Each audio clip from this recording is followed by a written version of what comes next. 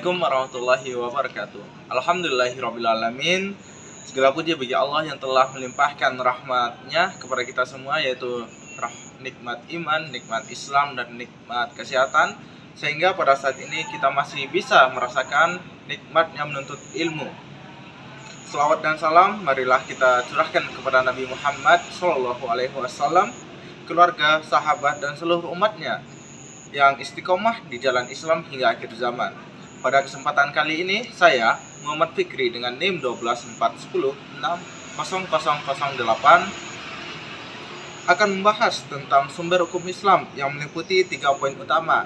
Yang pertama itu adalah Al-Quran, yang kedua hadis, dan yang ketiga adalah ijtihad. Selamat menyaksikan. Yang pertama adalah Al-Quran sebagai sumber hukum pertama. Al-Quran adalah wahyu Allah Subhanahu wa Ta'ala yang diturunkan kepada Nabi Muhammad SAW melalui perantara malaikat Jibril. Kitab suci ini tidak hanya menjadi pedoman ibadah, tetapi juga menjadi dasar hukum dalam seluruh aspek kehidupan, mulai dari hubungan manusia dengan Allah, hubungan manusia dengan manusia, hingga hubungan manusia dengan alam. Al-Quran bersifat universal dan abadi. Artinya, isi kandungan Al-Quran tidak terbatas oleh ruang dan waktu. Meski telah diturunkan lebih dari 1400 tahun yang lalu, nilai-nilainya masih relevan dengan setiap zaman, maupun zaman sekarang ataupun masa depan yang akan datang, seperti itu. Contoh ayat yang mengandung hukum adalah Quran Surah Al-Baqarah ayat 43, yang artinya, dan dirikanlah sholat, tunaikanlah zakat, dan rukuklah beserta orang-orang yang rukuk. Ayat ini menunjukkan perintah ibadah yang menjadi kewajiban seorang muslim. Selain itu, Al-Quran juga memuat hukum-hukum lain seperti hukum warisan, pernikahan, perdagangan, pidana, dan sebagainya. Namun, tidak semua hukum dijelaskan secara rinci. Oleh karena itu, dibutuhkan penjelasan dari sumber yang lain. Makanya, kita membutuhkan sebuah hadis untuk menjelaskan sebuah Al-Quran. Nah, kedua, hadis sebagai penjelas Al-Quran. Hadis adalah segala sesuatu yang berasal dari Nabi Muhammad SAW, baik berupa perkataan, perbuatan, maupun ketetapan beliau. Hadis juga disebut sebagai sunnah. Hadis berfungsi untuk menjelaskan dan melengkapi hukum-hukum yang disebutkan secara umum dalam Al-Quran. Contohnya, dalam Al-Quran kita diperintahkan untuk sholat, namun tata cara sholat seperti jumlah rakaat, bacaan, dan gerakannya tidak dijelaskan secara rinci dalam Al-Quran. Semua itu dijelaskan dalam hadis Nabi Muhammad SAW. Hadis juga menetapkan hukum-hukum baru yang tidak ada dalam Al-Quran. Contohnya, larangan memakan hewan bertaring, atau larangan jual beli yang mengandung penipuan yang dijelaskan dalam berbagai hadis sahih.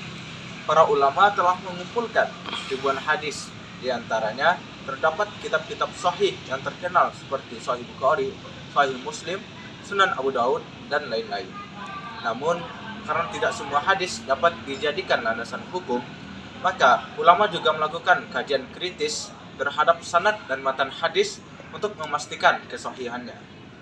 Ketiga, ijtihad sebagai upaya menjawab tantangan zaman. Apa itu ijtihad?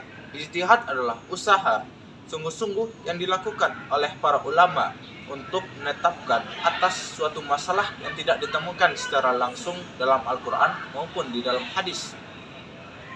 Ijtihad dilakukan karena kehidupan manusia terus berkembang dan tidak pernah dibahas pada masa Nabi Muhammad.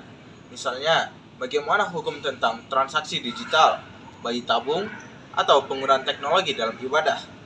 Para ulama menggunakan berbagai metode dalam ijtihad seperti qiyas, yaitu analogi hukum dengan kasus yang sudah ada. Contohnya, narkoba dilarang karena memiliki kesamaan dengan khamar dalam hal memabukkan. Ijma', yaitu kesepakatan para ulama atas suatu hukum dalam satu masa. Istihsan dan maslahah mursalah, yaitu memilih hukum yang terbaik demi kemaslahatan umat. Namun, tidak semua orang bisa melakukan ijtihad. Seorang mujtahid haruslah memiliki ilmu yang mendalam tentang Al-Quran, hadis, bahasa Arab, serta memahami konteks zaman dan masyarakat. Kesimpulannya, Al-Quran sebagai sumber hukum utama. hadis sebagai penjelas, dan ijtihad sebagai sarana menjawab persoalan baru. Ketiganya saling berkaitan dan tidak bisa dipisahkan. Dengan memahami ketiga sumber ini, umat Islam dapat menjalani hidup yang sesuai dengan ajaran Allah, baik di masa lalu, masa kini, maupun masa yang akan datang. Semoga penjelasan ini bermanfaat dan menambah wawasan kita tentang pentingnya hukum dalam Islam. Mari terus belajar dan mengamalkan ajaran Islam dengan penuh kesadaran dan keikhlasan. Sekian pemaparan dari saya. Wassalamualaikum warahmatullahi wabarakatuh.